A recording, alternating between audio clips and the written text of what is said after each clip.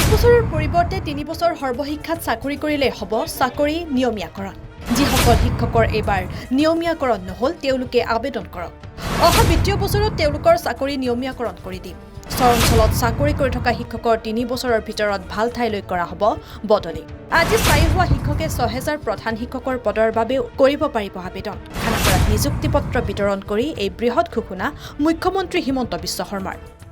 এতিয়া কিছুমানে মোক কৈ আছে যে স্যাৰ 5 বছৰ অভিজ্ঞতা থকাৰ কাৰণে আমি কেইজনমান বাদ পৰি গলো।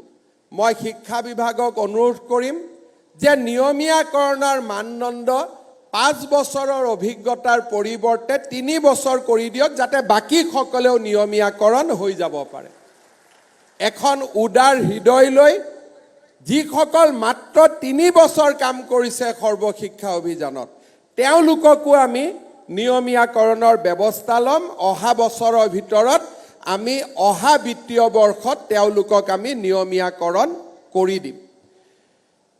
যিসকল শিক্ষক শিক্ষয়িত্ৰী কিবা কাৰণত আজি আবেদন কৰা নাই, মই ভাবোঁ যে অহা কালিৰ পৰা আপোনালোকৰ যিটো মৰ্যাদা হ'ব, জীৱনৰ প্ৰতি যি নিৰাপত্তা আহিব, এই সকলোবোৰ দিশ বিবেচনা কৰি তেওঁলোকে যদি পুনৰ আবেদন কৰিব খোজে তেওঁলোককো আমি আবেদনৰ পথ মুকলি কৰি ৰাখিম, যাতে তেওঁলোকে দ্বিতীয়বাৰৰ বাবে আকৌ এবাৰ নিজৰ জীৱনক লৈ চিন্তা কৰিব পাৰে।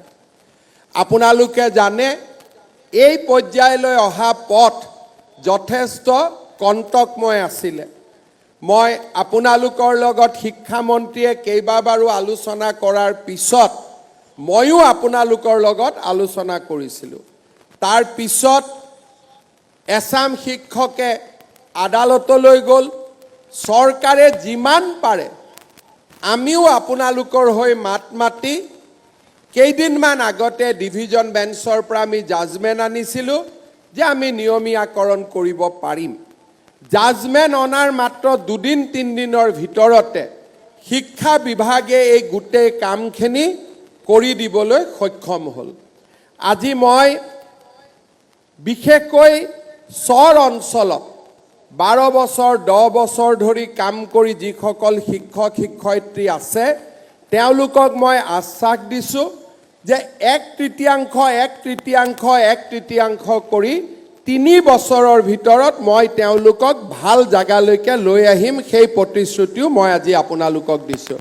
অহা বছৰ এপ্ৰিল মে'ত আমি ধুবুৰী চাউথ চালমাৰাত কাম কৰা 1/3 শিক্ষকক আমি আন জিলালৈ লৈ আহিম।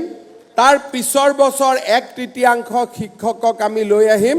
তাৰ পিছৰ বছৰ 1/3 শিক্ষকক আমি লৈ আহিম, যাতে ধুবুৰী চাউথ চালমাৰাৰ দৰে বিপদজনক স্থানত কাম কৰি থকা শিক্ষকসকলেও এটা জীৱনত ল'ৰা ছোৱালীক পঢ়ুৱাই ডাঙৰ কৰাৰ বাবে তেওঁলোকেও যাতে এটা সুবিধা পাব পাৰে। কিমান আছে ধুবুৰী আৰু চাউথ চালমাৰাত কাম কৰি থকা শিক্ষক? হাত ডাঙৰচোন। ঠিক আছে, যিমানখিনি আছে স্থায়ীভাৱে যিসকলক আজি আমি নিয়মীয়াকৰণ কৰিলোঁ তেওঁলোকক আমি 3 বছৰৰ ভিতৰত উপযুক্ত স্থানলৈ আমি লৈ আহিম আৰু অহা বছৰৰ ভিতৰত এই উপযুক্ত স্থানৰ যিটো ট্ৰান্সফাৰ, সেই ট্ৰান্সফাৰৰ প্ৰক্ৰিয়া আমি আৰম্ভ কৰিম। শ্ৰদ্ধাৰ শিক্ষক মণ্ডলী, ইয়াৰ লগতে আজি আমি এইটো কথাও ক'ব খুজিছোঁ যে ৰাজ্য চৰকাৰে এই বছৰ প্ৰায় 6000 স্কুলত আমি হেডমাষ্টাৰৰ পদ আমি নতুনকৈ অনুমোদন কৰাৰ বাবে আমি সিদ্ধান্ত গ্ৰহণ কৰিছোঁ।